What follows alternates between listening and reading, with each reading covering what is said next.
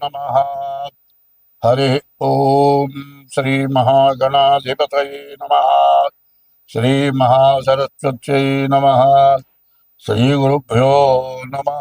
हरि ओम रामगुणाभिराम रघुराम पराक्रम भीम जानकी राम प्रपन्न राम बुधरंजित नाम सुधाम राम श्रीराम दुरंत दुर्भर विराम निष्कामयटंसु भक्ति मनसा गुरुपादमुलाश्रयं तुमा मुदमुन पारिजात तरुमूलमुనందు అతి సూక్ష్మరూపుడై హృది రఘువీరునామమును ఎప్పుడు చెప్పెను చుచు రామ భక్తులం బదలక బ్రోచుచుండు ఘనువాయుతనూజుని తీతిరాజు నీయదను దళమూర్చి భక్తి కుమతి గురుపాదములాశ్రయం పుమా. ఇప్పుడు 2025వ సంవత్సరం మార్చి 30వ తారీఖు లోపల నుంచే పరిస్థితులన్నీ మారిపోయినాయి.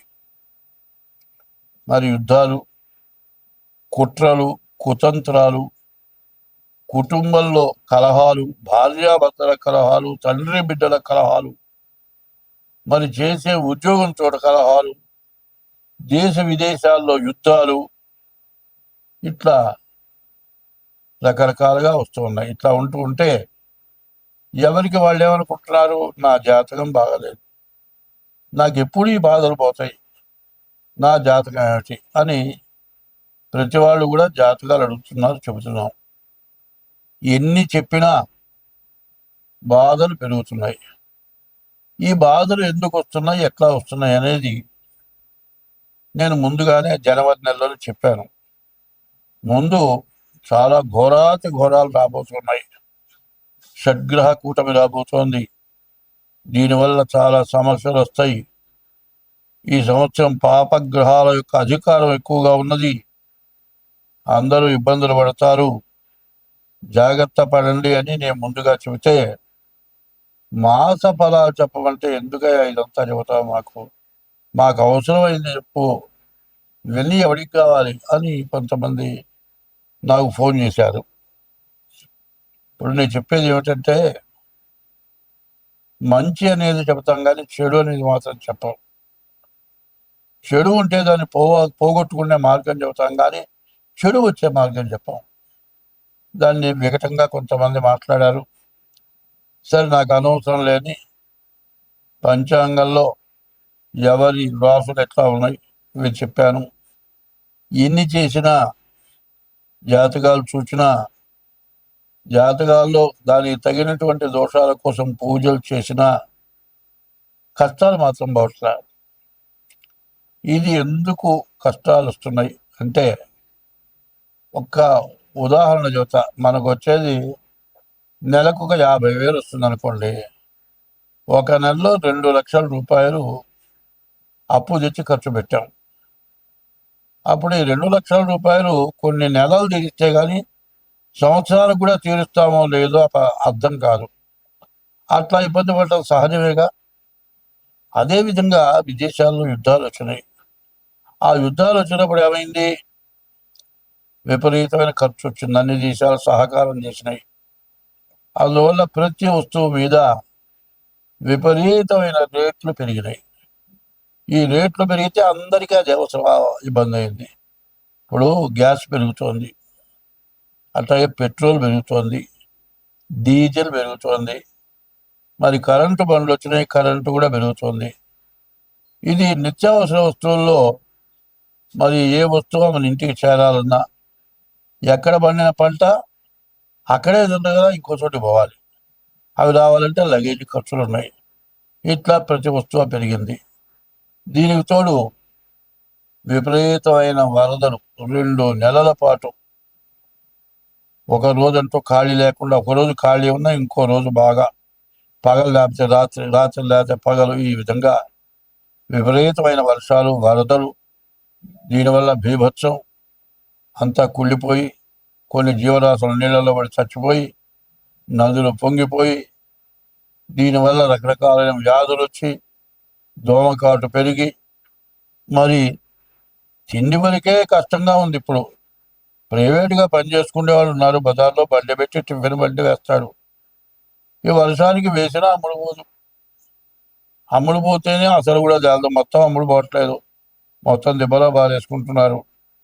ఇట్లా కొంత నష్టం జరుగుతుంది కాదండి. ఎక్కడో టిఫిన్ చేస్తే ఎవరికో వాంతులు విరోచనాలు వచ్చినాయి, బలాంతో టిఫిన్ చేస్తే వచ్చిందని ఎప్పటికైనా మొత్తం బంద్, హోటల్తో సహా బంద్. ఇట్లా అయితే ఏమవుతుంది, డాక్టర్లు ఏం చెబుతున్నారు, వండినట్లు ఇంట్లోనే వేడి ఆహారం తినండి, కాచిన నీళ్లు తాగండి చెబుతూ ఉంటే తిండి తింటే ఖర్చు కంటే వ్యాధికి ఎక్కువ ఖర్చు అవుతుంది.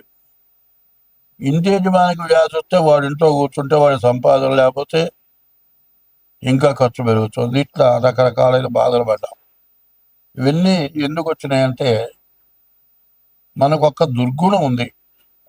మనకంటే పైవాడిని చూసి మనం ఎట్లా బాగుపడతాం, వాడికంటే మనం ముందుకే ఎట్లా పెడతాం, ఇదొక ఆలోచన. అనుకుంటే అయ్యే పనే కాదు. ఎవడైనా సరే బాగుండాలి అనుకుంటే మనకంటే తక్కువ వాడిని చూసి అయ్యో వాడికంటే మనం బాగున్నాం, మనం ఎంతుంటే ఒక పూటన వాడి పెడదాం అనే ఉద్దేశం మనకు కావాలి. ఇప్పుడు అట్లా లేదు.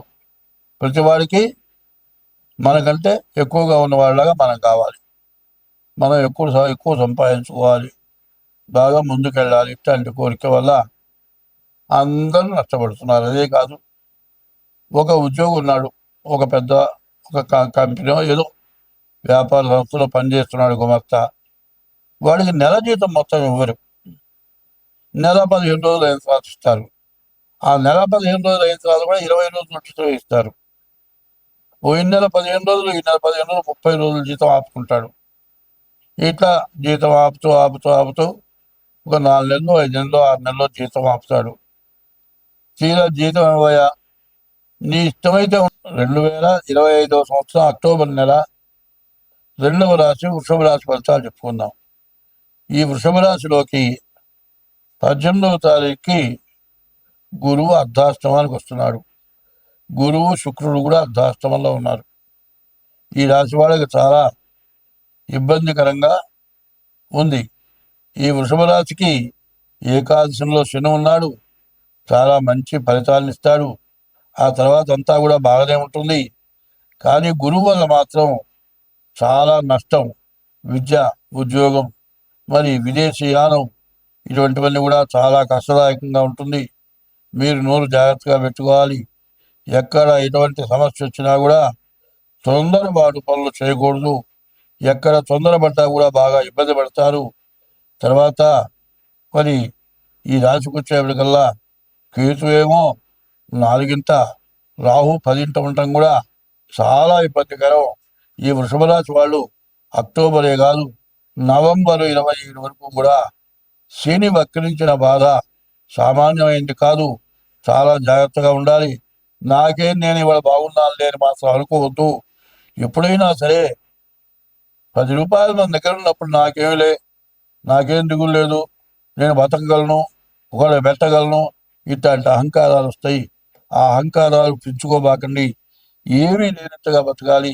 ఉన్నా కూడా బయట పెట్టకుండా ఉండాలి. రేపు అనేది చెడు రోజు మనకు వస్తే ఆ రోజు మనం జాగ్రత్తగా ఉన్న డబ్బులు వాడుకుంటానికి అవకాశం ఉంటుంది అనే పద్ధతిలో ప్రవర్తించి ఈ వృషభ రాశి వాళ్ళు జాగ్రత్తగా ఉంటే ఎంతైనా మంచిది. స్వస్తి.